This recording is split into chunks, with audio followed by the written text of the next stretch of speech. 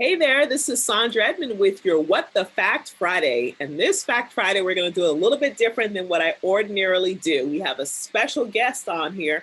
As you can see, we have Brian Cannon, who is with the My Black Neighbors podcast. And he just did an interview with me on his podcast.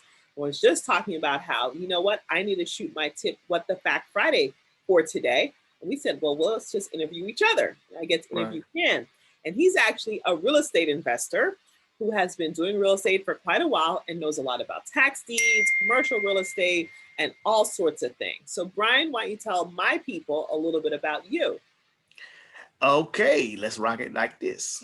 I go by Big Old Cannon. Boom! Shout out to all your listeners. How y'all doing? West Palm Beach, Florida. I have roots there, and I'm currently in Tennessee. For those who listen in Nashville, Middle Tennessee area. I'm 10 years plus in real estate investing solely. I just got my start, just off the fly. I know that sounds crazy or cliche, but I really didn't have any training. I just had a hunger for business and wanted to get started. I know what it's like to be broke. I know what it's like not to have anything, and I know what it's like to have a dream and want some money, and I think that's the biggest thing. Like anybody with no money, that's their biggest dream. They want some money. So and you know what? Some people always ask how to stay motivated. How do they make sure they are able to get it done? And do they need a lot of money to get started? Right. And to be honest with you, I've noticed the people that come through my classes, just because you have a lot of money does not mean you're going to do well in real estate. Right. People that have the hunger and the drive and the motivation. It could be that, oh man, I got next month's bills coming up and I have to make this work.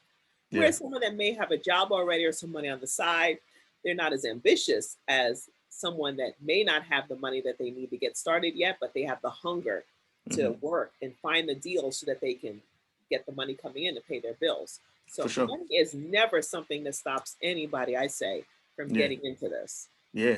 I didn't have anything. I had a few coins to play with, but, for those who realize, like, you got to make yourself, you got to have that tenacity, that hunger, that lion spirit.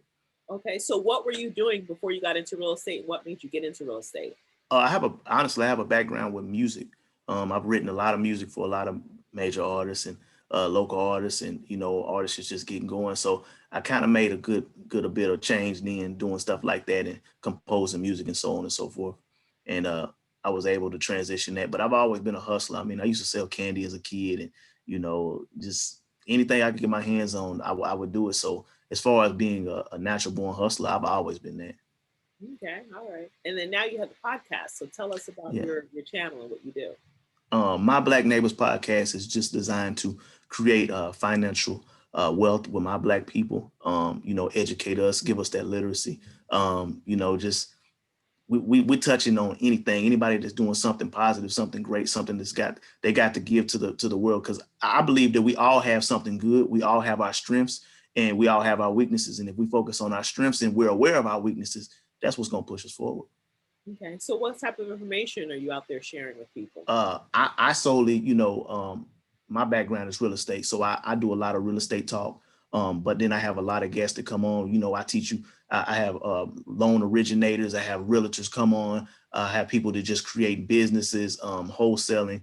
I don't care if you're a car dealer, everything, you name it. Anybody that's just doing something positive, I encourage them to come on and check out. We drop interviews and content every Saturday, and then we might sprinkle some through the week, just to give you a topping. Okay. So how did you get started in real estate? Literally, I got started just by being inspired. As a kid, again, I used to watch, TVs, and I see, guys with briefcases and suits, and, I don't know. I didn't know at the time that was business. I didn't know what that was. I just knew I wanted something like that.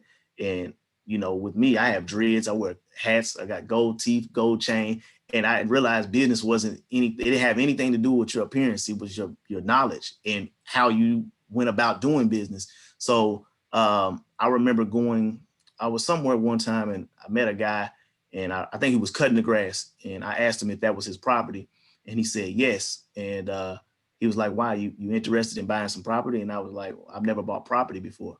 I was like, but I am. I was like, I didn't know if I would, if I had the money to purchase it. He said, well, you might be in luck. And he said him and his wife and family were moving, and they had been looking to sell the property, but they hadn't listed it. And I said, okay, well, I mean, what would something like that cost? And my wildest dreams, I wouldn't expect. What do you think he asked me? How much you think it was?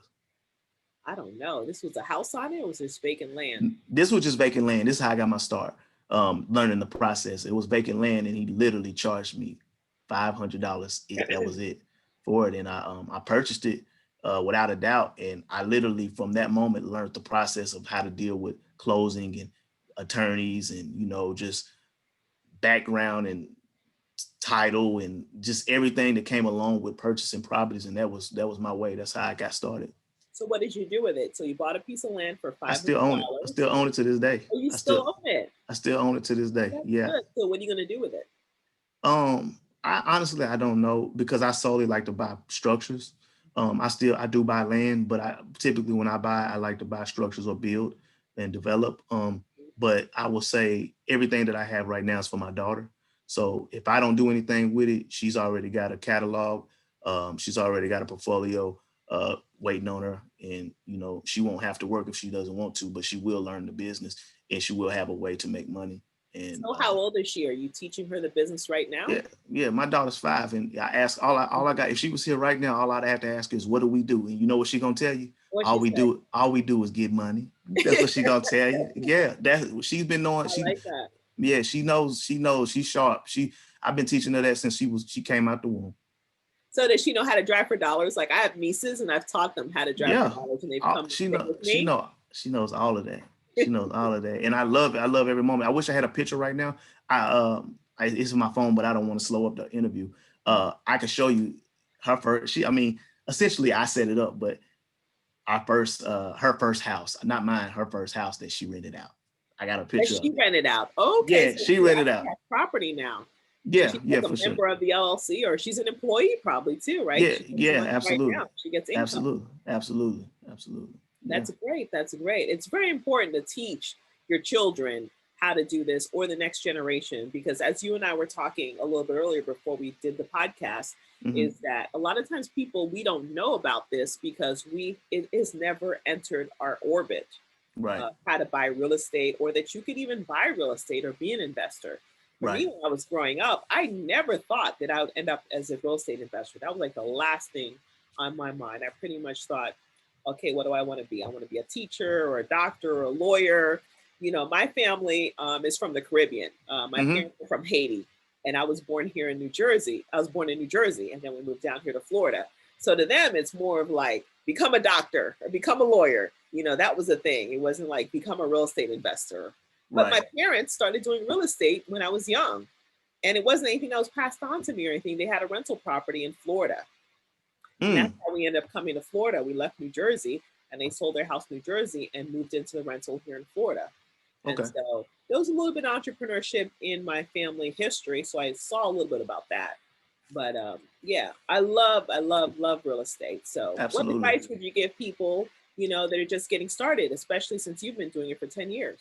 Right. I would say, honestly, for me and for the people and for your listeners, start.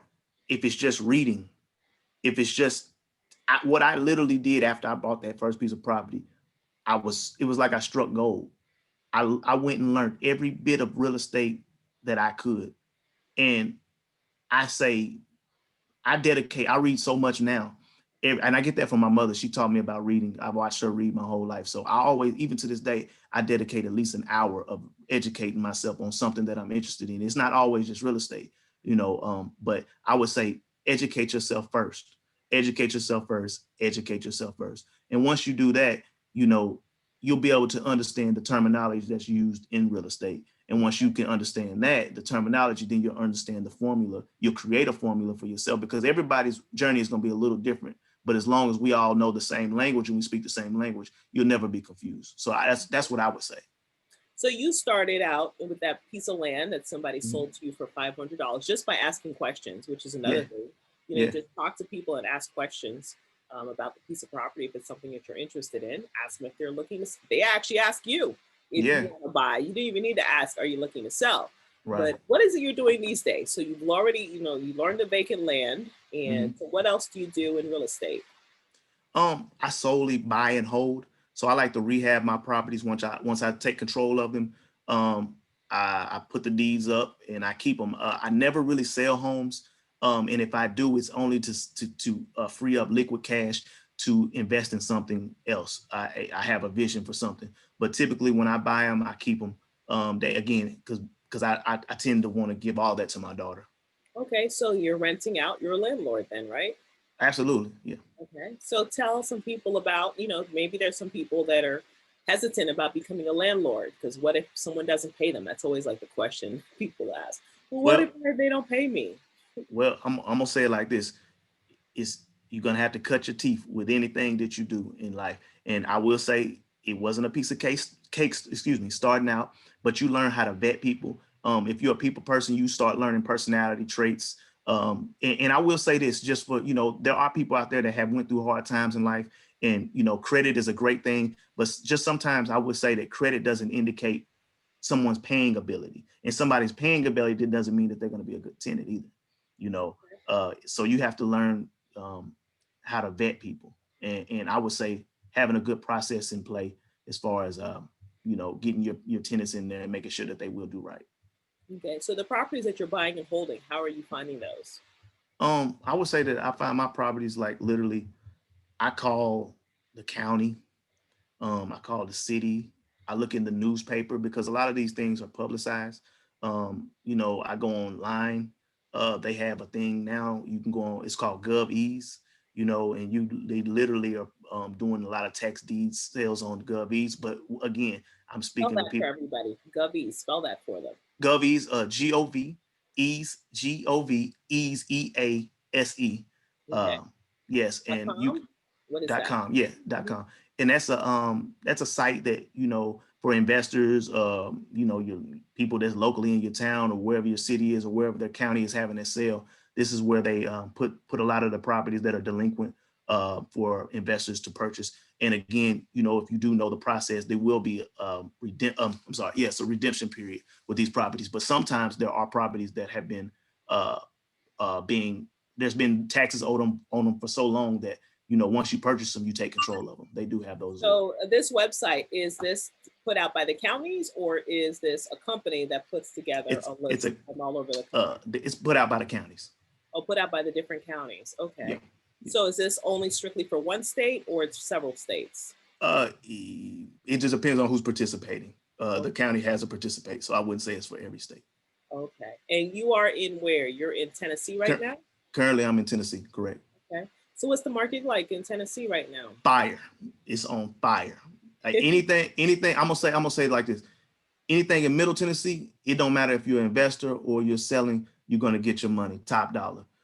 In East Tennessee and West Tennessee is coming up a little bit, but in East Tennessee, I would say the same. But Middle Tennessee is where you want to be. Nashville area, Middle Tennessee. Yeah, And you say you do MTSU. commercial properties too, right? So give some people Yeah. advice on commercial. How many units are you buying? I'm buying whatever I can. I'm buying everything I get my hands on. It don't matter So if it's 10 units, 10 units, or you're doing more than 10 units? 1 to 10. If I can get one, I'm gonna buy one. If I can get 10, I'll buy 10. Okay. I don't care if it's a duplex, triplex, quadruplex, whatever I can get my hands on, I'm buying it. If it's for me, I'll get it. Okay. Okay. So what advice would you give people that are looking at commercial real estate, maybe apartments? Because I'm assuming you're doing apartments then if you're, Yeah, yeah. are you Well, doing, see, what I'll do too is if I can't buy an apartment, I'll buy an open building. I don't care if it's 2,500 square feet, 3,000 square feet. I'll turn it into something that creates a living space. okay. You said you had one that you're working on right now, turning it Yeah. into, what was it? I think there was one of them early on you mentioned. Dormitory. I'm Yeah, the turning it into dormitory. Yes, that's yeah. it. I'm turning it into a dormitory for pretty much essentially like assisted living for at a good rate for people that may need to afford And living. what was it when you first started? Say this. What do you mean? What is What do it you mean? currently? It was just a vacant building, Just a a vacant commercial building. building. It What was a was it vacant before commercial that? building. Was it a store? Was it a Uh, factory? Was it from my a understanding, the duplex? history. the history on it, it was a couple things. It was a store at one time, and I But really most don't. recently, when you bought it, what was it at the time you bought it? Uh, like a mechanic shop. It was like a shop or something like Okay, that. so you're Yeah, converting that into yeah, dormitory. Okay. yeah, yeah, Yeah, okay. So you went through changing the zoning and things like that then, right? yeah, yeah, yeah, Okay. yeah. All right. Okay. All right. So if anybody wants to check out your podcast, tell them how to find you. Well, I'm your host, Big Old Cannon. Boom! And if y'all are looking for me and y'all like what y'all hear, please come and subscribe at My Black Neighbors Podcast on YouTube. Solely, that's where we're putting out all our content at the moment. Again, YouTube, My Black Neighbors Podcast, and I'm your host, Big Old Cannon. Boom! I know y'all gonna love that. And you put a video out at least once a week, right? Every Saturday, I'm dropping hot content for you. Yes, Every Saturday. And we're yes, talking about anything from just yeah, business owners, period. yes, Right? What yes. type of businesses you have on there? You have everything. Yeah, yeah, and I'm pretty sure they're gonna start seeing us a little more often. We're gonna Okay. collab some more for sure. Okay. Okay. All right. Well, thank you. Thank you Absolutely. for reaching out and interviewing me for your podcast. Yeah. And now I had a chance to interview you for my YouTube channel. Thank you You so guys much. know how to reach out. I'll also put a link to your information as well. Yeah, And thank you for being on our What the Fact Friday. absolutely. Boom.